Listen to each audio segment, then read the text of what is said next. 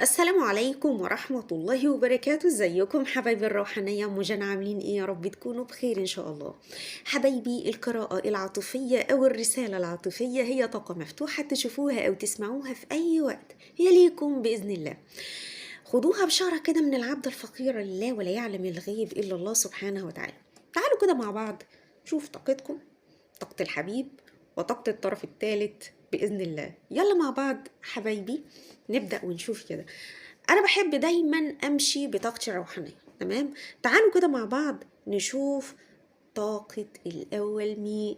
نشوف طاقتك أنت. تعالوا نبدأ كده ونقول بسم الله الرحمن الرحيم. ونشوفه. طيب، يا متهور يا متهور. طبعا القراءة للرجل والمرأة، سواء أنا اتكلمت بصيغة الرجل أو بصيغة المرأة. يا متهور أو يا متهورة، خلي بالك عشان انتي في حاجة عايزة تعمليها يا متهورة. اوعي تعمليها. أنا حاسة إن انتي ناوية على نية ما يعلم بيها إلا ربنا، فخلي بالك. خلي بالك. آه يعني أنا بقولك بطاقتي الروحانية والعلم عند الله إنك انتي يا إما حبيبة قلبي في حد داخل حياتك جديد، عشان طبعا زي ما اتفقنا ان دي قراءة عامة، والقراءة العامة فيها طاقات كتيرة، فبتأخذ من القراءة ما ينطبق عليك وتترك ما لا ينطبق عليك. لمين؟ لغيرك. انتوا ما المفروض تسمعوا ورايا، تقولوا اللي انا ايه بقوله ده. تمام حبايبي؟ طيب، فانا شايفة يا متهورة يا حبيبتي يا حبيبة مامي انك انتي في حاجة مزغللة عينيك يا زغلولة، وانتي يا زغلولة قلبي في حاجة عايزة تروحي لها. شفتي حاجة عجبتك قوي ورايحة بقى، او يا متهورة برضو عايزة تروحي تكلميه. اوعي اوعي تعملي كده. اوعي تعملي كده. احنا لسه ما شفتش، انا لسه ما شفتلكيش طاقته، فهماني؟ بس اوعي تعملي ده في كل الاحوال. انا هقولك على حاجة، اقول لك على حاجه عشان اجيب لك الخلاصه، عشان في ناس يعني تكتب لي في الكومنتات يا ام جنى. طب بعد ما اقول مثلا القراءه يا ام جنى اروح اكلمه، اروح اكلمها يا ام جنى. بصوا حبايب قلبي، خدوها قاعده في حياتكم. انت غلطان تروح تكلمها، انت غلطانه تروحي تكلميه. طبعا القراءه للرجل والمراه، سواء انا اتكلمت بصيغه الرجل او بصيغه المراه، تمام؟ لكن مش غلطانه لو السما انطبقت على الارض ما تروحيش تكلميه. اتنازلتي مرة هتتنازلي التانية، هتتنازلي التالتة، هتتنازلي الرابعة، وهيبقى حق مكتسب يا قلبي يا حبيبة قلبي. لازم تبقي فاهمة الموضوع ده بقى بغض النظر كده بعيدا عن القراءة. فاهماني؟ كرامتك فوق كل شيء. كرامتك. ايه اللي يخصبك؟ عشان ايه؟ عشان ايه؟ اصلي بحبه لا لا لا لا لا لا. حبي نفسك الاول. حبي نفسك انتي حبيبة قلبي الأول، وبعد ما تحبي نفسك يا قلبي بيبقى فرقي حب على الناس التانية. فهماني؟ اللي يحبك يحترمك، اللي تحبك تقدرك وتشيلك فوق راسها. لكن يا حبيبة قلبي انتي تلاقي حد ما بيحبكيش، او مش هقولك ما بيحبكيش، بيحبك يا ستي. انا لسه ما شفتلكيش القراءة، بس هو بيموت فيكي. بس اللي بيموت فيكي ده بيعاملك وحش. اللي بيحب حد ما يجرحوش بالكلام، اللي بيحب حد ها يهتم بيه، اللي بيحب حد ما يسيبوش ليلة واحدة متضايق. هونشي عليه، هونشي عليه يا بت، هونشي عليه. طب هونشي عليه بقى تعملي ايه في اللحظة دي؟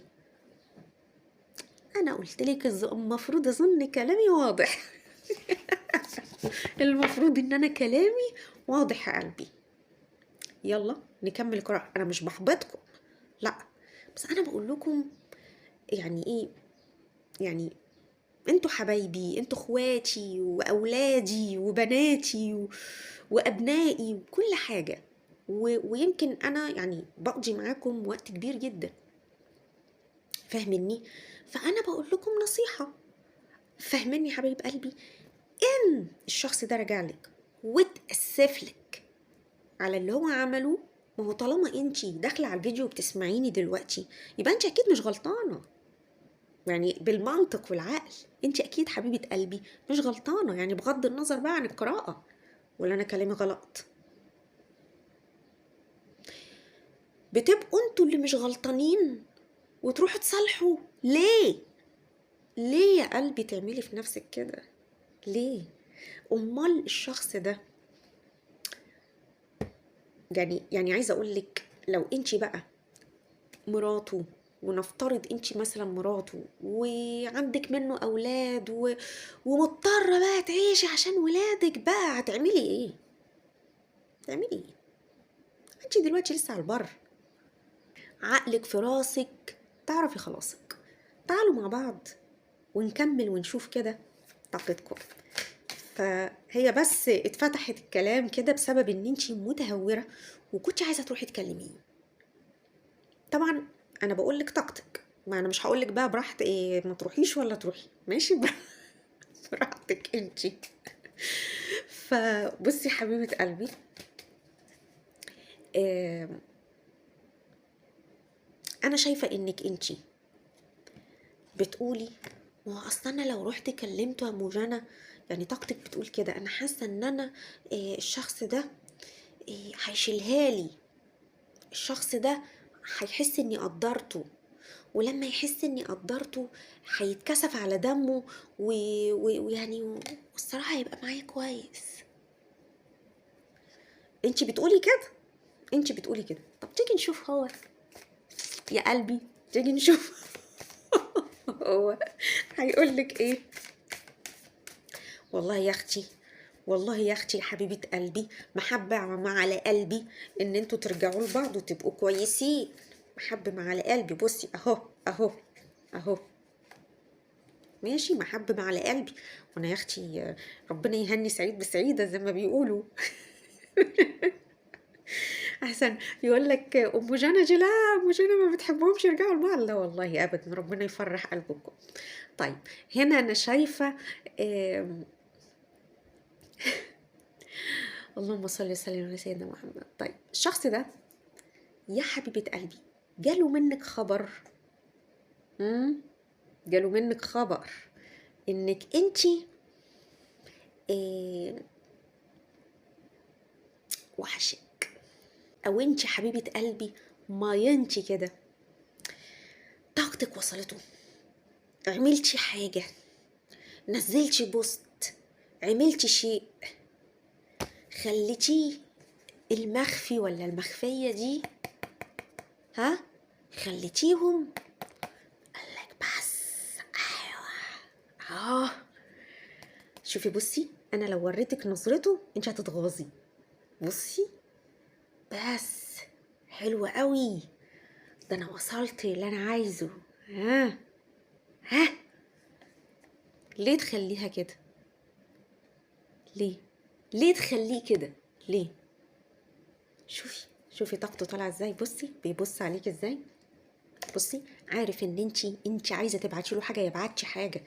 اللي بعتت حاجه ولا عملت حاجه تنزل تكتب لي دلوقتي في الكومنتات، اللي بعت حاجه ينزل يكتب في الكومنتات، راجل او امراه، قولوا لي عملتوا ايه عشان في حاجه وصلتها او وصلته. يا اما طاقتكم، اصل بصي اهو هو عارف ان انتي متشحتفه حبيبه قلبي او بتفكري فيه. بصي بصي هو بقى بيبص ازاي، بصي مش قادره تنساني. ايه؟ ايه يا قلبي؟ ايه يا قلبي؟ ايه يا حبيبه قلبي؟ الشخص ده عنده مشاكل نفسيه، عنده مش مشاكل نفسيه، عنده كلاكيع نفسيه.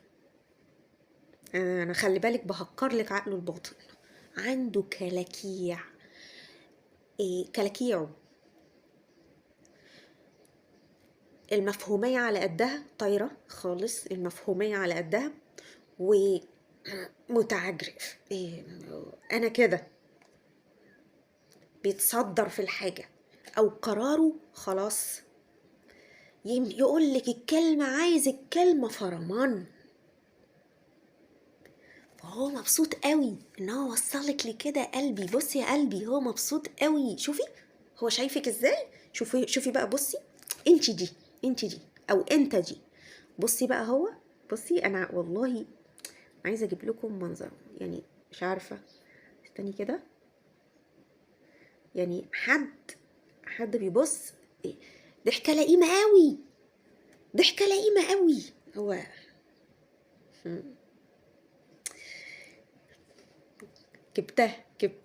جبتها اهو. الشخص ده وقف كده وتصدر وقال لك لا انا مش راجع، انا مش راجع، هي اللي تيجي. وقمت انت عامله ايه؟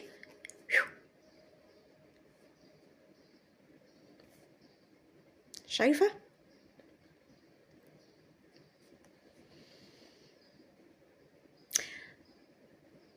إيه يعني مثلا الشخص ده شافك مثلا بتغيري كل شويه صورتك، فهو فاهم ان انت مش عارفه تقعدي على بعضك. ما انت في حاجه حصلت، قلبتي نور بالصوره دي، قلبتي نور، قعدتي تقلبي نور.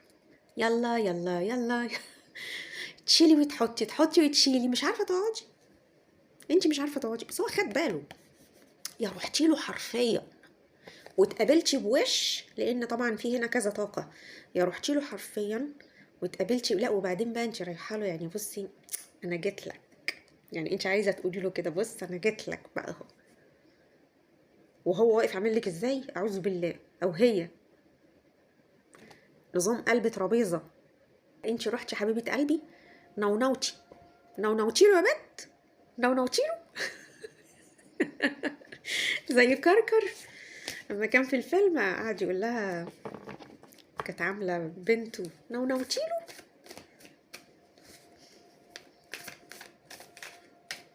والله ضحكتوني والله.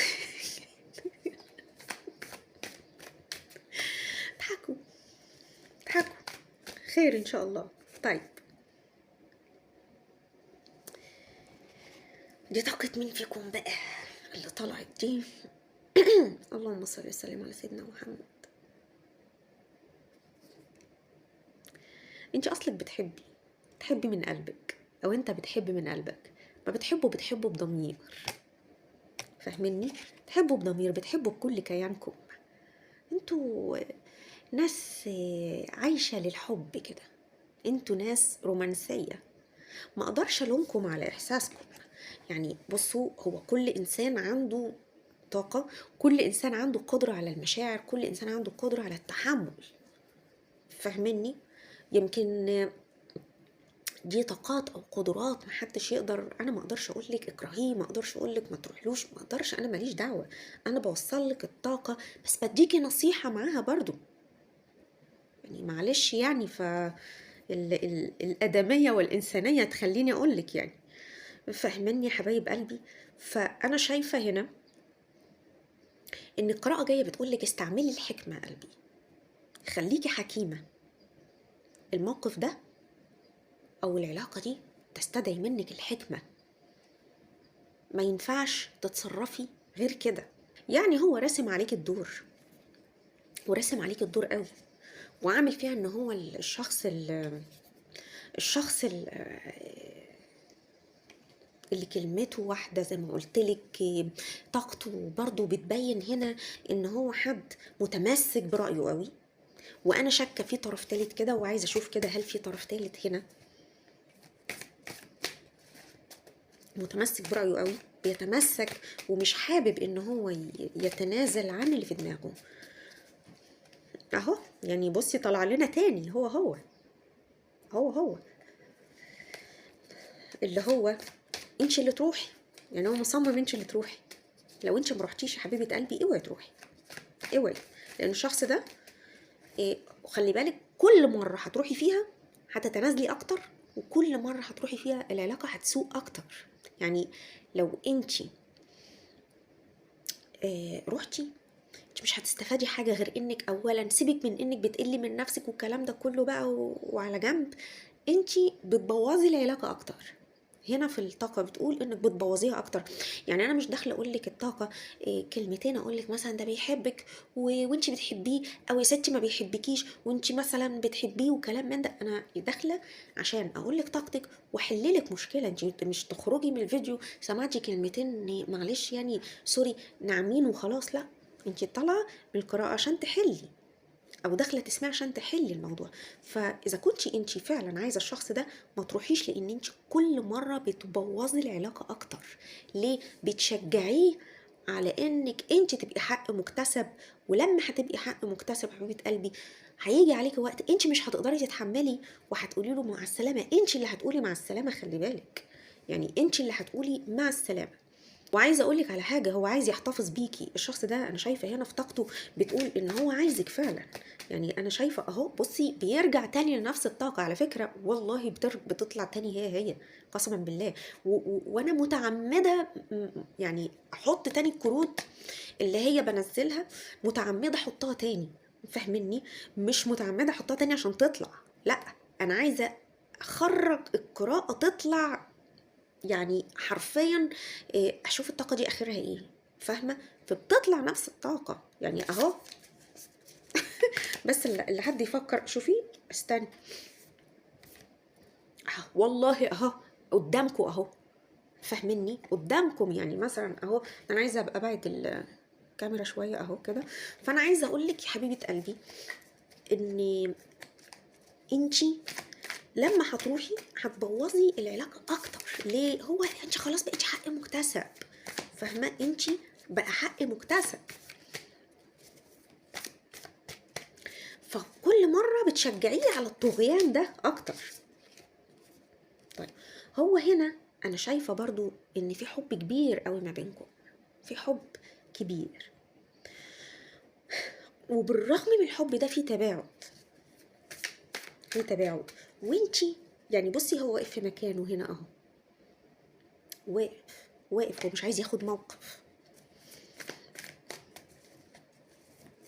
انتوا يمكن هتلاقوني المرة دي بقرأ القراءة بطريقة غريبة شوية، بس أنا بحب أمشي بطاقتي الروحانية، بحب أمشي بطاقتي الروحانية كده. طيب تعالي نشوف كده الطلع ده. طيب الشخص ده هو عايز يحس انه هزمك، عايز يحس انه كسرك، ما تديلوش الفرصة. واضح جدا ان الشخص ده نرجسي وبيتلذذ باحساس انه انتصر. وخلي بالك الشخص النرجسي بمجرد، عشان تبقي فاهمة، بمجرد ان هو هزمك مرة هزمك التانية وانت بقيتي خاتم في صباعه، يقول لك اقعدي هنا تقولي له حاضر، روحي هنا تقولي له حاضر، يبعد عنك تجري وراه، انا مش قادره اعيش من غيرك، ارجوك خليني معاك، مش عارف ايه. خلاص انتي شغفه راح، شغفه. دايما النرجسي هو شخص عامل زي الصياد، خلي بالك، سواء رجل او امراه. النرجسي يروح على فريسته، لو كانت فريسته دي واقعه كده في مكانها مش هيستلذ بيها، سيبها. هو عايز الشخص القوي، عايز الإنسانة القوية عشان يهزمها ويكسرها ويغذي نرجسيته ويغذي نقصه، النقص اللي عنده ده يتغذى، يقوم حاصل له حالة إشباع، وبعد كده يسيبك لما يلاقيك انت بقيتي ضعيفة خالص وهزمك وانت بقيتي كده عاملة زي حتة القماشة كده اللي مش عارف ايه، انا بحبك انا مش قادرة، خلاص انت بقيت ضعيفة، مش عايزك، يدور على غيرك، يدور على غيرك. صدقيني لو انت فعلا عايزه العلاقه دي تكمل، نفضي للشخص ده، خليه هو اللي يجيلك. طب ما جاش براحته، لان انت كده كده في الحالتين هتخسري، انت كده كده في الحالتين هتخسر. يعني لو انت رحت هتخسر، طب ما رحتش وهو ما جاش، مش مشكله، خسرته مكسب. يعني الشخصيه دي خسارتها مكسب. يعني انا داخله على القراءه دي معرفش والله قسما بالله الطاقه هتقول ايه. طيب تعالوا ناخده كده اخر بطاقه، يمكن يكون كده اخر بطاقه فيها خير ان شاء الله. انا ما بقولش ان الشخص ده، بس مبدئيا كده ما بقولش ان الشخص ده بيكرهكم، بالعكس، انت معلمه عنده، بس فاضلك حبيبتي اللي هو يقولك فاضلك زلطه وتطلع بره، فاضلك تكايه وخلاص انت هتبقي زيك زي غيرك. تكايه واحده بس. اسمعي الكلام. تعالي نشوف كده. إيه اخر حاجه وعايز يقولها لك. انا النهارده قريت الطاقه دي بطريقه كده غريبه عشان حابه انها توصل لكم صح. انا بحب امشي بطاقتي الروحانيه. طيب انا عايزه اشوف برضو ايه. مه.